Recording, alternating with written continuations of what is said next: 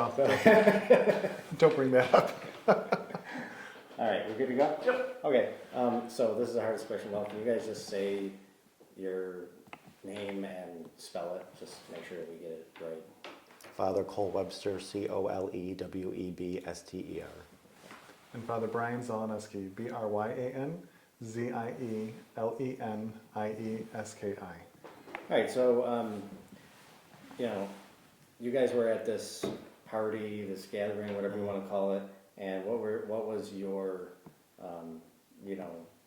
view of what happened there? You said it was, something that was like kind of just a simple pizza party. What was the context of everyone getting together, that sort of thing? Oh, I got that. That's what we're talking about. So, we have a seminarian that is part of our parish, and like many, he wanted to have a pizza party, have the guys over, just kind of get out of the seminary and chat. It's something that we've done often with all of our seminarians that we've had. And so that was pretty much the context, just come over on a random evening during the week and have pizza and relax and conversation. And then I got invited because I knew the deacon, Aaron, and it was good. Yeah. And so when, the diocese came out with this statement saying, putting these guys on leave and saying, they called it unsuitable, inappropriate, insensitive conversations. Did you witness any of that sort of thing? How would you characterize what? Well, I was surprised because my experience of the evening is that there was real conversation that took place, that when we gather as brothers, is that there's, issues that we talk about from the times that we were in seminary to the times that we minister, and the unexpected nature that ministry will lead you to, but also that, it's a relaxed atmosphere, that it becomes very real sometimes. There was a lot of conversation taking place in a lot of different areas. It's not like we were all gathered at one huge table. We were spread out in different groups, and so there was a lot of conversations all happening at once, like a social would be, and it was just my feel of the event is that it was a nice gathering. I thought there was good conversation took place. There was some real conversation, and it was overall good. I mean, when you read, some of the things in here, I mean, it's pretty, I guess you would call it vulgar or graphic. Are you saying that, that this stuff was okay, or that you didn't hear it, or, how you interpreted it when you were shown this, read this document? That aspects of it, no, I did not hear, because you're in different areas of the room. When you are gathered together in a relaxed atmosphere, and when you start to really get into the nitty-gritty of ministry, and you start to really try to be real, you do let your guard down a little bit. I'm not saying that, everything is a holy dialogue, but I'm saying you have real conversations, and some of it sometimes can get into real specifics, and we have to work on that. But in a spiritual sense, I was thinking about, like, if you only took the book of Job for the book of Job, we would think our God is very vengeful. But when you look at the totality of Scripture, you see that our God is a God of love and mercy. So you have to look at the totality of the conversations. A lot of the statements that we were given to look at did not look at the totality of a conversation. They looked at specific statements. So you're talking about context, Correct. Essentially. So what was the context of, this kind of, talk?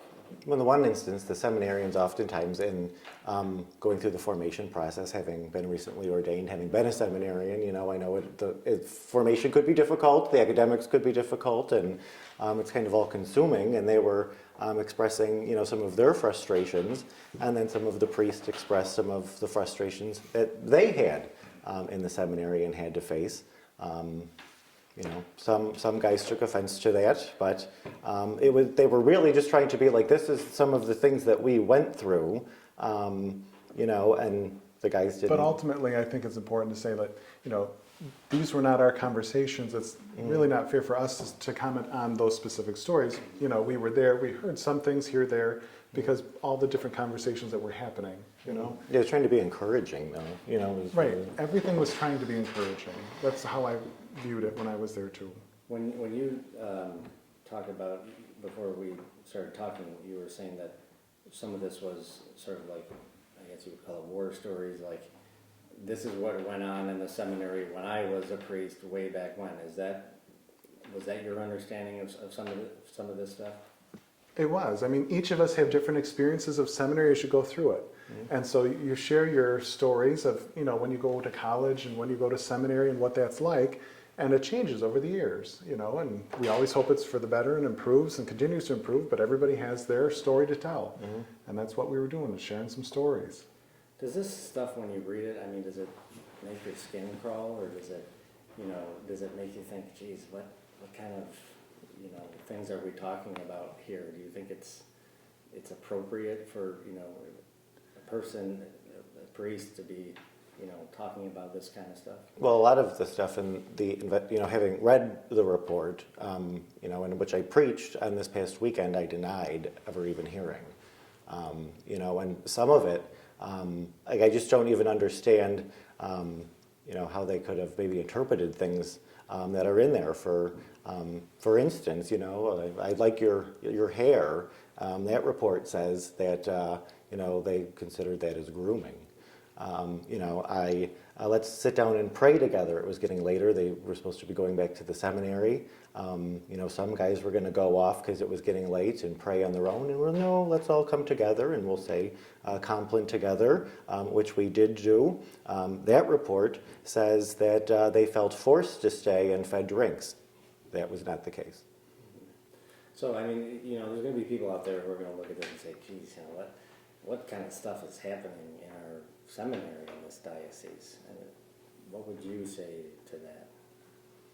Formation. That's what's happening in our seminary and our diocese. I mean, the seminary as a task, and it's a difficult task. It's a task of taking men who have responded to the call and helping them to discern how is that Holy Spirit bringing them to the point of ordination. That revolves around spiritual formation and the human formation element, in which, you know, the spiritual, human, intellectual, and pastoral, the SHIP method, as they always told us. And so it means everybody's, you know, you're always trying to grow and do better, you know, and that's part of what seminary is, and being exposed to priests and the realness of what ministry is. You know, ministry in the parish is not always pretty, and it's not always spiritual. Sometimes there is the nitty-gritty, sometimes there's the crude, and we have to be able to still respond to the best of our ability. Right. And again, as we said in the beginning, it's the sharing of our experience, you know, in the effort to be encouraging. And that's, you know, from my own people, that to answer your question about the seminary, that is my people's biggest concern at the moment, is because, you know, these are men studying for the priesthood that are going to be hearing and counseling and confession and hearing people's lives. You know, so it's, you know, you just have to accept it, I guess, you know, and I don't know. Well, you know, like where people are at, I guess, would be the way, and what they want to share and the things that they have gone through. You know, instead of, you know, this is kind of almost like a judgment as if we were wrong, versus people are really, we were just trying to be authentic and share ourselves. And so do the people of God try to be authentic, and they need counsel and spiritual guidance, and they're messy situations. So, you know, I think there is some concern, and, you know, the formative process hopefully continues. You know, from my understanding of a lot of these comments of where they come from, you know, they're also guys that are early in the process of their priestly formation. You know, I know well two of them that are cited mostly through that report. And, you know, hopefully through formation they can continue to grow. And how do I counsel the people of God? How do I, you know, kind of, you know, how do I hear confessions? How do I hear some of these things that are just difficult to hear, that are part of, you know, human life? So, do you think that this kind of stuff is inappropriate, or do you think it's all part of the formation process? Which part are you speaking of as Yeah, inappropriate? what's The inappropriate? conversation, or are you speaking about the gathering altogether? I guess both, if you want to talk about it. The gathering together, I think, is a natural, healthy thing. We need to have more collegiality, and I mean, in the world in which we live, there's a lot of pressure on priests and seminarians, and how, you know, how do you function in a world like we have today? And so that camaraderie is a very important thing in building up a healthy presbyterate and building up a healthy, you know, seminary life, know what they're getting into. When it comes to conversations, you know, all of us are called to greater holiness. All the time, we're always called, and we are human beings that are on our own journey, whether priest or seminarian, that when our conversations get real, sometimes we have to remember to continue to go back to holiness. And I think that's what we have to keep doing now, to keep, even in the midst of all this. We're all called to greater holiness throughout all of it, but we're also called to be real. And so I think that's a tough balance sometimes to live. I just want to be clear, like, you're not saying that this stuff is okay, what was said in here, that it's like appropriate. No, and what I've said in my own investigation, that it was false. Some of it was false. You think that, this was misreported or made up or something? Or? Well, that's getting into more of the process of how it was, the investigation, how the investigation Yeah, so occurred. let's talk about process. So, it sounded like you guys had problems with the process. What was your understanding of the process? How did this all sort of... Well, in all due respect, when it comes to the process and the diocese and how that goes through, I think that's something that we as a presbyterate have to work on improving and working through. I think that this is a perfect example in where we need to grow and learn how to do this process better. But I really don't want to get into the specifics of that because I think the church needs to respond to that in its own way, in its proper way, following the right channels. You said on Facebook that you got a reprimanded or something put in your file Right. About that. I mean, is that something that surprised you, or It was something that did surprise me. Yes, it did surprise me, and I'm really hoping to, grow from that experience. I'm hoping to be able to take my experience of what happened in the investigation and in the reprimand and be able to help our presbyterate and our presbyteral council and the vicars and the proper channels to reform the process so that it's more just. Mm-hmm. My experience is that it is not just, and we need to work on it becoming just. So are you saying that the diocese overreacted in this case? Well, I'd say there is... I'm saying we can't speak for the diocese, and that, because it's, we're two priests in the diocese, for us to comment for the diocese, I think that would be not a good thing. No, I don't want you to comment for it, but I mean, it's clearly that, you have a problem with the way, you said the procedure you are following never asked the parties the other side of the story. So Right. Are you saying that you guys didn't get interviewed for this? We did not get asked in the same fashion of the report that you have before you. It was a completely different process. And so that's what we need to work on reforming. And what was what was wrong with, in your view, with, the process that wasn't fair to you guys? Is that there's no reciprocity of what's this side of the story. What did you experience? What did you hear? It was yes or no. So you feel that they sort of jumped to a conclusion and took action very quickly when they should have interviewed everyone there? I think that's where we have to work out the logistics of how the interviewing and all that takes place. The reprimand was, I felt, for me, I was upset by that, rightly so, and that's why we have to work through the proper channels to change and to work with the process. So I think that's where we have to end. When you were this weekend at Mass, you had said that you were there, and the reports that came out are not accurate about what took place at the event. So I guess I'm asking, I just want to make clear to people what was inaccurate about what came out, what the diocese put out and was in the media about that.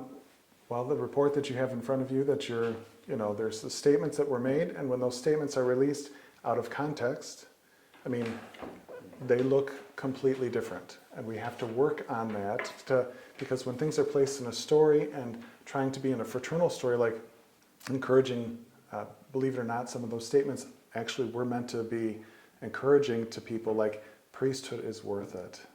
There's a lot of value to what we have to go through in formation in order to become the priests that we are today. So remember to stay spiritual, remember to persevere through, even in the midst of all the things that we endure in the process of becoming priests. So that, when you just look at some of the statements, doesn't come through. But at the original reports, I guess, didn't have any of this detail I mean, we have this now, but Right. the diocese really didn't say much of what actually happened. They just called it unsuitable, inappropriate, insensitive. So when you're saying, that what was said didn't happen, are you talking about that, or I just want to be clear, are you saying that these things weren't insensitive, or that they weren't inappropriate, or? I'm saying some of the statements I did not hear because I was different areas of part of the conversation. The other conversations I was not a part of, there were things that you can hear from other conversations, but it's not my place to, I'm a guest there, and we need to, I'm interacting with other people, so. Yeah. All right, anything else that, you guys want to talk about, anything you want to touch on about, this whole process? People know. I'm just hoping that we can get back to ministry. Yeah. Get back to, we all are struggling and working on holiness, and so let's get back to working on that together. So. Yeah. Anything else, Cole? No. Okay.